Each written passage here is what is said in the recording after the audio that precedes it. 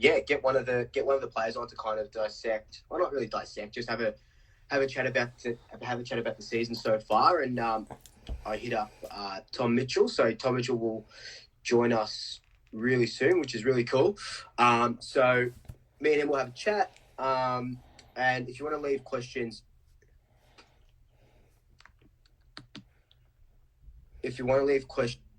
in the comment section, I'll try and read them as we're going. Can you hear me fine? Can you see me fine?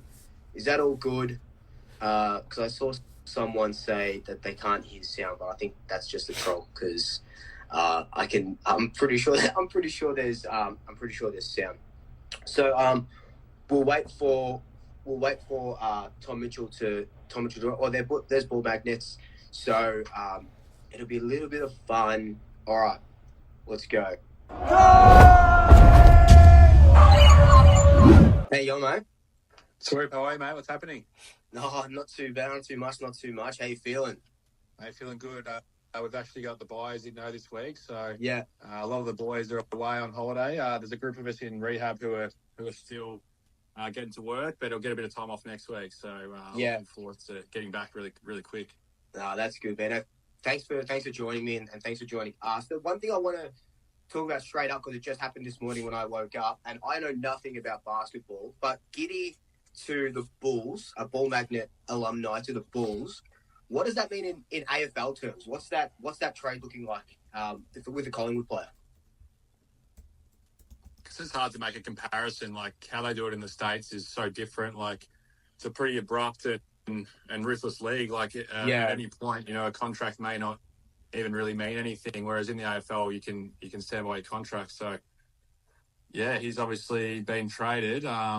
He's had a great start to his career with OKC. He's pretty much, started every single game since he first come into the league. And now he's going to go to the Bulls where he hopefully gets a starting role and, can really flourish to another level again. I know he's really keen to do that. We just did a podcast with him actually for Ball Magnets last week, which will be released in the coming weeks. So, yeah, I think he's super excited about the Olympics. Obviously, the Boomers, going to give it a real snake up. Hopefully, Team USA will be tough to beat, but I know he's excited for that. Yeah. So it's crazy, like you said, how it sort of happens, and I think it happens in like pretty much all American sports, right? Where they can just get traded without pretty much their knowledge and without their consent, and then they can just go right across the other side of the country. Well, I know he has a good relationship with Sam Presti and Mark, his coach, so I'm sure it would have been communicated because they do have a strong relationship. But there is instances in the league where players, can get traded mid-game. They might be sitting on the bench and the trade goes through. So it's bizarre how it works over there, but that's just the brutality of the league. I guess AFL's a little different. Yeah. We only get traded, or you can get traded at the end of the season, although they're trying to bring in potentially mid-season trading. But, it's so different over there. Yeah, no, it'd be crazy. Look, before we talk about the pies and stuff, I want to hit on ball magnets and what you've been able to do. You got that doco out, which is awesome. You were in the octagon with Alex Pereira as well. How was that? That looked insane. Mate, that was crazy. So for anyone that doesn't know, he's the light heavyweight champ at the UFC right now. So he's arguably pound for pound one of the best fighters in the world. And I've had an opportunity to stand in the ring with him, do some content with him for Ball Magnets, which was really cool. So, he's actually got a fight. He actually announced that he's taking a fight, which he didn't even know about 2 days after that. So he was preparing for a fight, I think, in Perth, and now he's fighting in Vegas in a couple of weeks. So hopefully I've prepared him for his fight.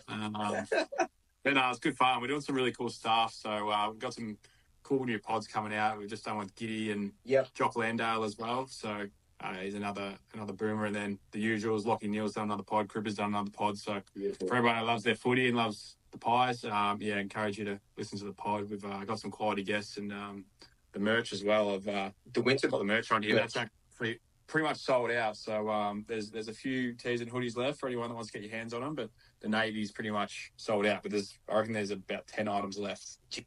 Jesus, that's sick. No, that's awesome, man. And I saw Vince Vaughn, the wedding crusher himself. You emceed that, and all in your I think it was in your podcast with Tom Phillips. You were talking about how much you love Vince Vaughn and the Wedding Crashers and all that sort of movies. What's the GOAT Vince Vaughn movie? For me, it's dodgeball. Yeah. That's the best one. So it's so funny because when I was at Hawthorn, Tommy Phillips, obviously a former player, we clicked and connected, and that whole locker room was sort of run by movie quotes. Like that was sort of the banter of the locker room. Every locker room is a little different. But like there was always so many wedding crashes and dodgeball quotes thrown around. And then I had the opportunity come out of nowhere really to be an MC and interview Vince Vaughn. I thought I have to take this more because the boys absolutely love it. But it'd be a good experience for myself as well, with the podcasting and things I'm doing. So it's pretty crazy the direction that footy takes you in, like these opportunities that come about. Like who would have thought you'd be interviewing a Hollywood movie star? Like it's just not really, doesn't really make sense. But, it was a really cool opportunity. He was a super nice guy. And to answer your question, I'd probably say dodgeball as well. Yeah, no, 100%. All right, look, let's sort of get into the nuts and bolts of it, especially with the pie. So first off, your recovery on one of the Paul Magnus pods, the update, you said that the surgery for your plantar is they take it out or they detach it or something. So what's that sort of look like for you and for the rest of your season? Yeah, so they simply just cut it in half. So I don't have a plantar fascia now, which it's actually good. I'm telling you, like I was struggling to get around prior to surgery, and then as soon as it's gone, like my pain's gone away, so I feel great. So I'm going to be back sooner than I thought. I'm very confident in that, and I'm going to be pain free and going to get fit, and I'm already ticking all the boxes as we speak. So I'm pretty excited by that. It's hard to put a time. I think the club might have put out 6 to 8 weeks, so it'll still be around that range. But I'll be able to get pretty fit and be ready for the back end of the season. So that's when you want to be playing and contributing. So it hasn't been. It's been a bit of a frustrating season, from a personal point of view. But there's light at the end of the tunnel to get back and play, and we're doing everything I can to get back and help the boys. No, 100%. So how long were you sort of playing through this injury? Yeah, pretty much. Because I know you sort of had it during pre-season, right? Yeah, I did. I had it first noticed it around the intra-club game, and then I carried it through, pretty much the whole season so far. So, far out. Yeah, I was pleased. Like I was still able to get out there and, play some good games and things. And now I know that, playing pain-free, it's just, it's hard to play at the top level every week carrying an injury. Like there are guys doing it, but you just don't even know yourself when you're not injured and you're free. Your game just goes to a point where you just feel comfortable and you're focused on footy rather than what pain you're in. So I'm really looking forward to that. No, that's awesome. And what is that rehab group looking like? Because we've got, what is it, like a dozen or so players injured. You got Elliot with his sort of vascular foot injury. McStay, they're saying that he comes back towards the end of the year. We saw the videos the Pies put out with the Collingwood girls as well. I don't know if you were a part of that at all, but that looked good. What's the sort of vibe? Because I know they say that rehab is such a lonely place, but when you've got half a team in the rehab group, it's probably not as lonely as it used to be. Yeah. There's a few in there at the moment, so it's been great for our depth, to be honest, of the list because so many guys have been given opportunities. I think we might have debuted around 6 players, which is great. Like so many guys getting opportunities and taking those opportunities, doing a great job, and I think it's only a good thing for our team, our list, and our club. So I think we should get a few back post-bye. I think the club have announced, likely Pendles, Checkers, DeGoey. So there's some big ends to come. You mentioned Dan McStay. He's moving really well. He's done such a good rehab. And so, hopefully we see him again soon too. But, he's looking fit. There's a number of others. But, I think most will be back sooner rather than later. Yeah, 100%. And you mentioned, sort of the guys coming back and the guys that the six debutants and the biggest one for us as fans, I guess, or one of the biggest ones was the emergence of Lockie Sullivan. Like he obviously starts that Carlton game. And that was the game where I think Geordie might have been like a really late out. I know you didn't play that game. So we needed that sort of in and under ball. And Lockie Sullivan comes in from the clouds, from, all the VFL stuff that he's done. And then he obviously gets picked up by the Pies. How have you seen those new kids and sort of, does it reinvigorate the older guys or just the team in general? Yeah, 100% it does. Like I've worked really closely with Sal, and it's been great to see him, do so well. And from, his whole story is so cool. Like, he's missed out on multiple drafts. He's had to stick it out and, go through, the VFL and different ways and just persist and stay with it to get an opportunity. And I think every player who's been given an opportunity this year has a great story. Joey Richards is another, Yep. being drafted from country footy. TJ and Will Parker, like that's Yep. insane. Like to debut in your first year. Charlie Dean as well, like he, through all the adversity but he's been with through his foot. So everyone has a story, and I think when you see these guys succeed as an older player that's been around a while, you see the work that these guys do, and when you see them on the field and when they do something well, you're just proud of them because everyone has a story, as I said, and there's always adversity in footy, and when you can overcome that, we're a very tight and connected group. We like to celebrate each individual as well. Yeah, and you can kind of see that, like, obviously we're on the outside looking in, so you would see it more from the inside. But the way that's, training after training, the guys, sort of coming around to the fans and stuff like that. What was talking about the vibe and stuff, what was it like? We go 0-3, there's a lot of, I know, players sort of say that they don't really listen to the media and stuff, but there's a lot of, Premiership hangover stuff coming out when we did lose those first 3 games, especially after that St Kilda game. What was the sort of vibe like with Craig as well? Was it just business as usual, will come good, and we put the effort in on training ground, will come good, or was there things that sort of needed to be tweaked as we were going? Yeah, it was probably a combination. Like we had played good football in patches. Like I remember the Giants game, the Saints game, like we played some really good footy in patches. It was just about putting it all together. And at the same time, there was probably a bit of urgency. Like we had to really start to get going. And I think it was that, the Brisbane game, we went to Brisbane. At that point, I think they'd lost one home game in their last 25. So that was a huge moment for our season, I thought, going up there and to get that win away against a quality side. And I think there was just some things we not wanted to tweak, but just get back to the way that we like to play. So you'll hear the word pressure come out of, everyone's talking a lot, and that's something we really put ourselves on. And we probably potentially not have gone away from it, but we maybe put focus into other areas and gone back from what really makes us a good team. And so when we got back to pressuring at our best as a side, that's when our season really started to turn. And with that sort of pressure, we sort of see it in guys like, we love Bo and what he's been able to do. I think before we sort of talk more about the wins and stuff, one thing that I don't see mentioned a lot, and this is just a bit of a praise for you, is your grand final performance. What did you have, 13 or 14 tackles, talking about pressure?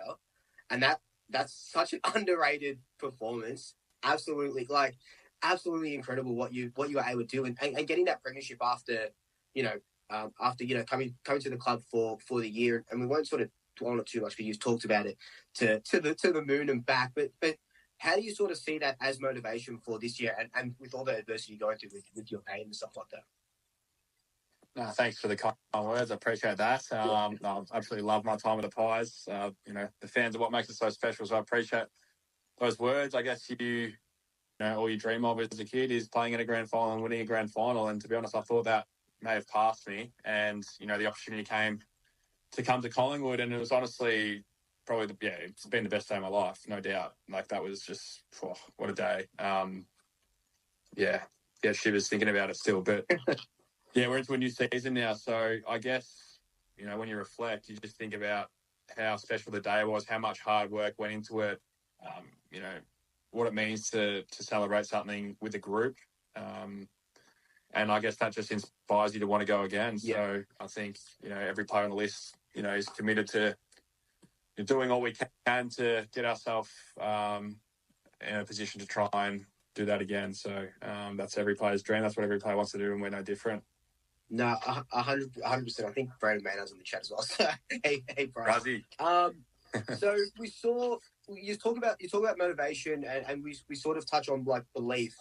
When you come back, and obviously you were on the sidelines, but when you see the team come back from a 54-point deficit early in the third quarter, like against the Roos, and I don't care who it's sort of against, but that's just what does that do to the? I find it as a sliding doors moment. What does that sort of do to the insides of the club? Something as big as that. I think it just instills so much belief within the playing group, knowing that when we're in tough situations that are going to come throughout the rest of the season, that we've got the capacity to find a way through. There's so many good teams out there. There's, as we saw on the weekend, there's no easy games. Like everyone would have assumed North we would have been heavy favourites. Yeah.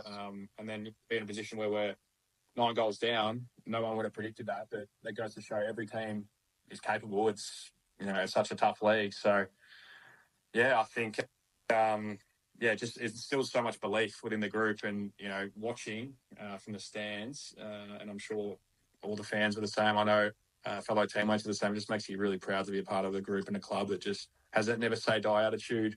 There's always the X's and O's and tactics, but just the fight and willingness to stay in a contest and play to the end. No, definitely. And do you think in our back pocket we sort of have? We can win the close games. We can shut it down. We don't have to score, for 15 minutes or 10 minutes. We saw it with, the Giants and Melbourne last year. And coming back from 3/4 time deficit, do you think this is another thing that we can put in our back pocket now, where teams kind of go? And I don't really know the psychology of it all, but do you think teams kind of go, fuck, if they can come back from 54 points at the start of the third quarter? Do you think that's sort of it's a mentality thing when for the opposition as well? If they're up by a bit, they can't sort of rest on their laurels. Yeah, in an ideal world, hopefully we're not down by that margin again, or we're not leading. Hopefully we're not trailing by too much. But I think this team since Fly's come across has shown that playing the minutes to the final minute has enabled us to stay in games where we may not have previously. So whether that's holding on to a lead or fighting back into a contest, that's just about fighting and playing to the last second, and it's something that we talk about and something we like to hang our hat on. Yeah, definitely. And besides the Kangaroos game, what's been your favourite win of the season? We've had some really good ones so far, but what's been either one that you've played in or one that you've sort of seen? Yeah, good question. Well, from a personal point of view, I'd probably have to say that Brisbane game. Yeah. We could have gone 0-4. From a personal point of view, that was my 200th as well. So I felt really special throughout that week. And, I touched on before, and Brazzy would have experienced it this week, how much the club celebrates you as an individual as well. So from a personal point of view, I really appreciate everything the club did for me that week. And to get that win away against a great team in Brisbane, who we obviously played in the grand final year before, that was a big moment for our season. So I think that one stood out. And then I know we had a moment against Port Adelaide where we were trailing by 4 or 5 goals in the first quarter, and similar to what you touched on, we fought our way back probably a little earlier, but then came away with a big win. So I feel like a couple of those wins were a real catalyst to build the belief again within the group. No, 100%. And we obviously had those 2 draws. That Anzac Day one, which I thought was, a draw was probably the best result. I think that game was incredible, pretty even. Then we go over to Fremantle. Could have been a really good win, but we come away with the draws. Are you one of the players that wants the draw to stay, or would you rather extra time? I've sort of changed my answer on this a few times, so I better settle on one. It would be entertaining, I think, to have, score wins or something. I feel like that would add excitement. So, I'm gonna lean towards that. Previously, I've always thought, just stick with a draw because your workload of playing, whether it's another 5 minutes each way, and then if it's a draw again, what do you do? Just play another 5 minutes each way. I think that accumulated load wouldn't be ideal for preparing for the next week. Yeah, the game is definitely quite physically brutal as it is, but maybe a next score wins because it's over potentially pretty quickly. Could be. I don't know. It's a tough one. What do you think? What's your opinion? I think I don't know. I watch a lot of soccer, so I think the draw is kind of justified, unless obviously when it's a final you go to extra time. But I think the draw, it's eerie. It's probably the same for the players, but in the stands after that Essendon game, there was 90,000 people just not knowing what to do. There's no song. It's just dead silent. And I think you just have to, you don't lose and you still get 2 points. So, I think I like the draw. I think we keep it. The same, to be honest. Yeah, no, it's fair. Fair argument. What about the big one that some people are asking questions in the question section? Jamie Elliott or Bobby Hill? What do you? What mark do you reckon is mark 2 mark of the centuries? But which far out? I did see the prize come up the other day, but it was something like 50 grand and yeah, 2 business class seats around the world. So that's going to be interesting because they're such good mates, them two. So maybe between the two of them, they should make a deal and split it and take each other on the holiday.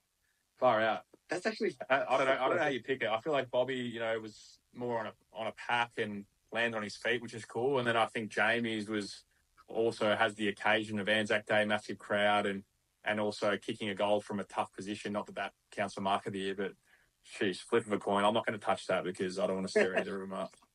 No, it's fair enough. Look, Tom, I'll let you go. Thanks for joining us. Do you want to give Ball Magnets a plug? You mentioned the merch at the start. Is there going to be more dropping? Where can we find you all? Have a chat about it, mate.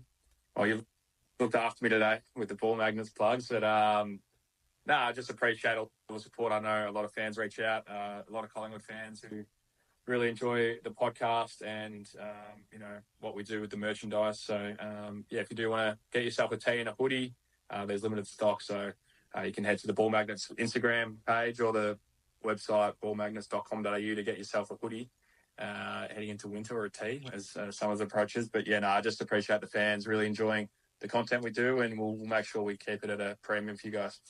Done.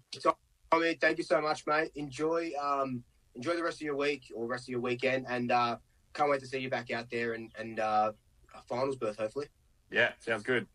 Thanks for the chat. Thanks, brother. See you, mate. See ya. Bye.